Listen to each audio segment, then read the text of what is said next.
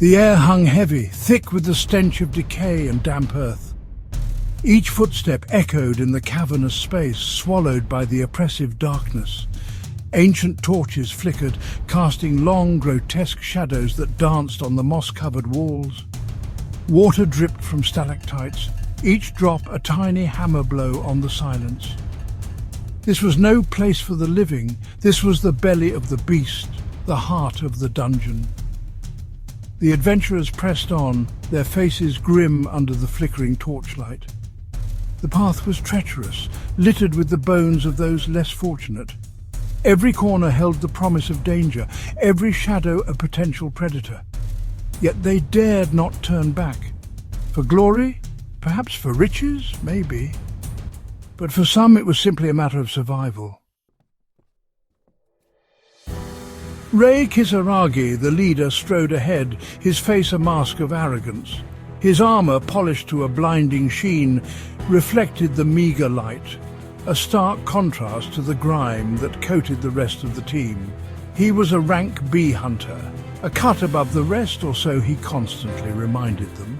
His disdain for the lower-ranked members, especially Haruto, was palpable. Haruto Saito, a head shorter and a world apart, brought up the rear. His own armor, dented and dull, bore the scars of countless encounters, none of which seemed to have elevated his status. He was a rank E hunter, the bottom rung of the ladder, his only skill a paltry healing ability that barely registered in a fight. He was here because he had no other choice. The rest of the team, a motley collection of warriors and mages, occupied the space between them, trying to stay invisible to both. They had learned quickly that attracting either Rei's ire or Haruto's desperation was a sure way to make the dungeon crawl even more unbearable. They kept their heads down, their eyes on the path, their hopes pinned on a quick and profitable raid. Haruto tightened his grip on his staff, his knuckles white. He was here for one reason and one reason only: money. His younger sister Hana lay sick, her life slowly draining away. The healers needed rare herbs, found only in the depths of such dungeons, and those herbs came at a price even a desperate brother could barely afford. He thought of her frail hand, clutching his, her voice a whisper. "Don't worry, Haruni, I'll be all right." He pushed down the lump in his throat, the burning in his eyes. He couldn't afford to break down, not now. He had to be strong for her.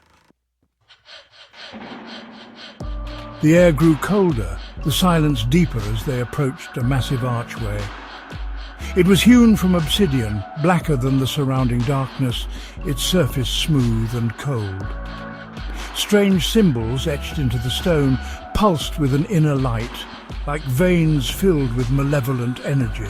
A sense of foreboding settled over the group, heavy and suffocating. Even Rei seemed to hesitate, his arrogance momentarily forgotten. He ran a gloved hand over the obsidian, his brow furrowed.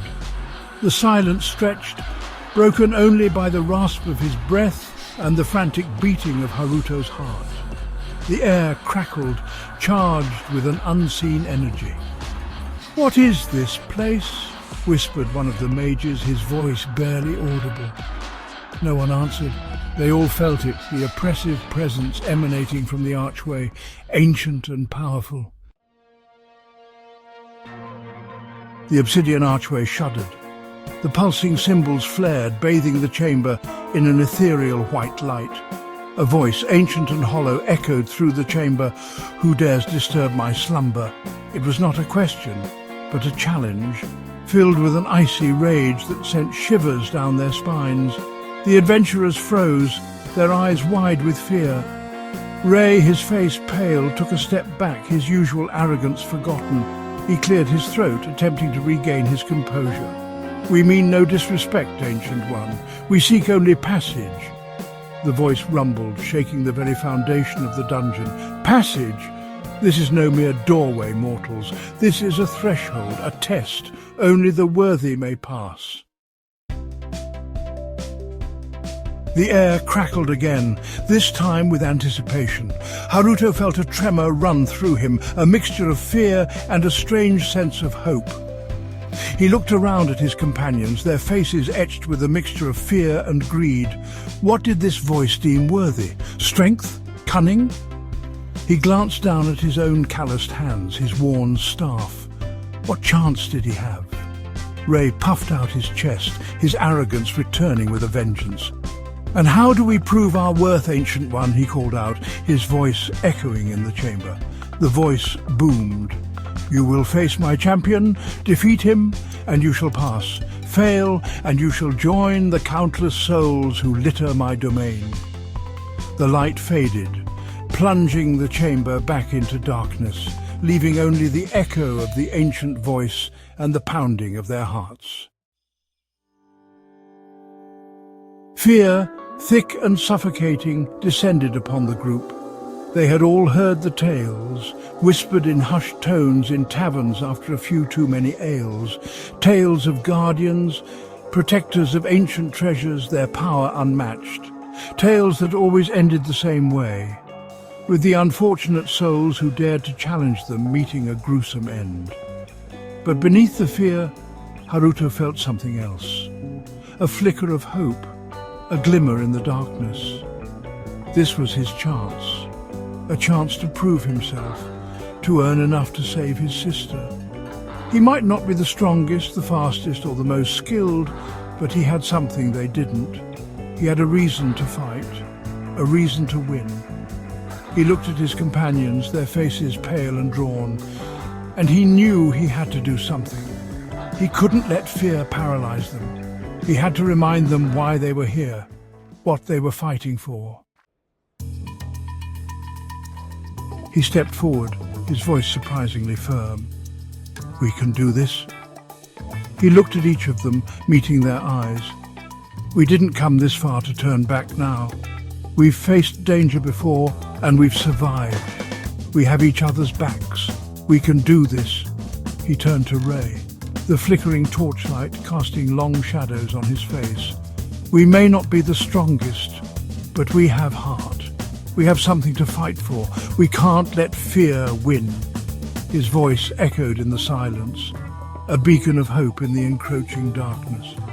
For a moment, Rei just stared at him, his face unreadable. Then a slow grin spread across his face. "You're right," he said, his voice filled with newfound respect. "Let's show this ancient relic what we're made of." As if on cue, the ground rumbled.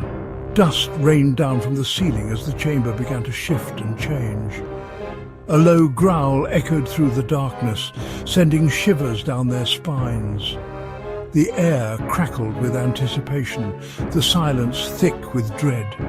The challenge had been issued, the gauntlet thrown.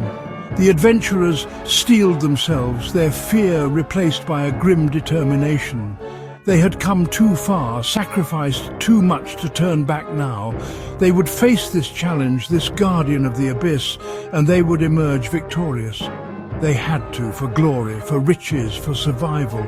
They would face the darkness together. The obsidian archway pulsed one last time, then shattered, revealing a swirling vortex of energy, a gateway to the unknown. The growl grew louder, closer. The battle was upon them.